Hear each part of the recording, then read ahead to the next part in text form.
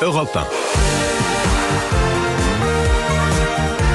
Je pense qu'on va entendre cette petite musique assez fréquemment durant cette matinale parce que c'est la toute dernière fois. Vous reconnaissez l'hymne des JO et des Paralympiques, un morceau qui fait remonter à la surface beaucoup de souvenirs, beaucoup d'images, Alexis.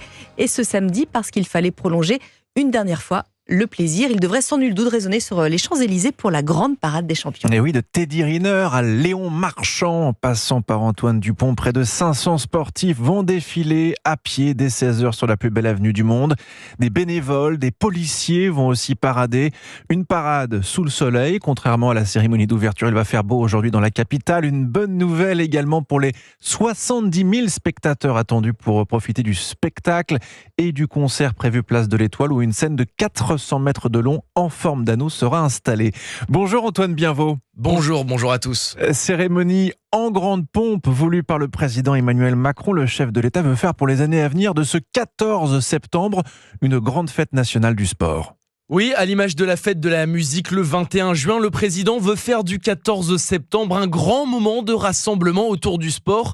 Chaque année à cette date, des démonstrations sportives et des compétitions seront donc dorénavant organisées dans tout le pays.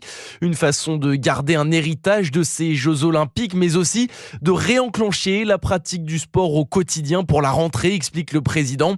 Autre annonce du chef de l'État qui concerne la parade des champions de cet après-midi, cette fois la création d'un ordre décoratif estampillé Paris 2024 que recevront les athlètes bien sûr, mais aussi les policiers, les bénévoles et tous ceux qui ont aidé à la réussite de l'événement. Enfin, 6 jours après la fin des épreuves paralympiques, le président dresse le bilan de cet été enchanté. Dithyrambique, il estime, je cite, que ces JO ont dit quelque chose de notre culture et de notre audace.